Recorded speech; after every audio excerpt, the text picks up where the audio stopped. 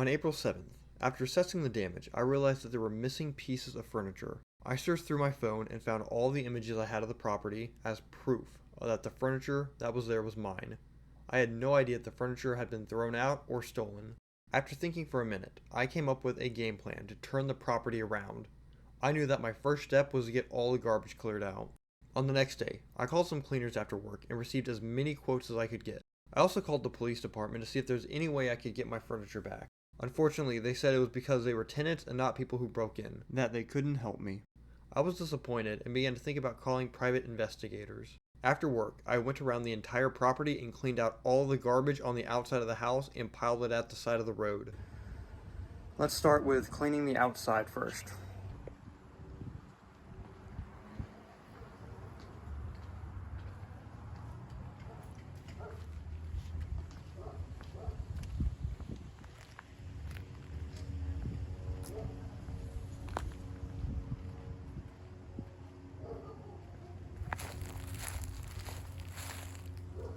There were already some large pieces of furniture there. I had originally thought that it was my furniture, but fortunately it wasn't. Also, a homeless man began rummaging through the garbage as I was piling things up. As long as he wasn't making a mess, I didn't care.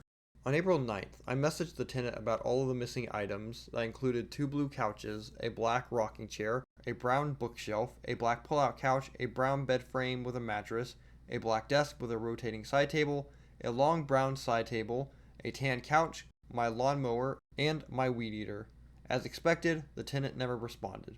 The following day, I called my lawn care guy to cut the grass since it was so overgrown. I also called Florida Power and Light to get my electricity on. They routed me to a hospital where the woman on the other end tried to sell me Life Alert system. You know, the thing you wear around your neck and press for help if you are a senior citizen.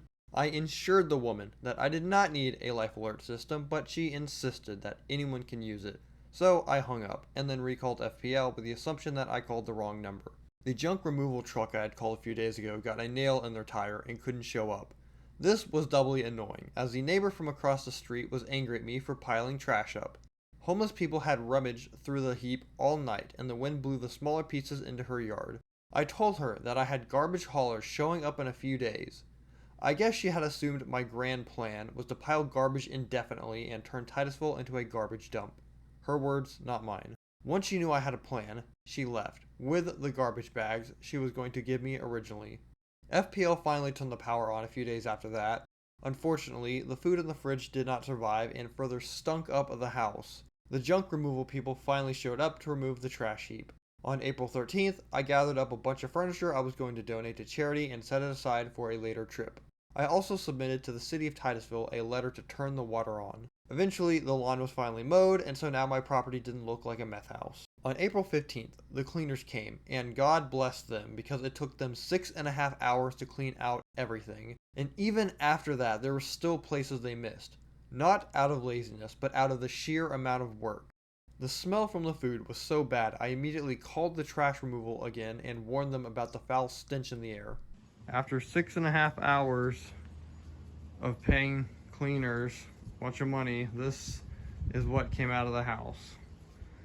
And it is still not perfect. I still gotta repaint a lot of the walls.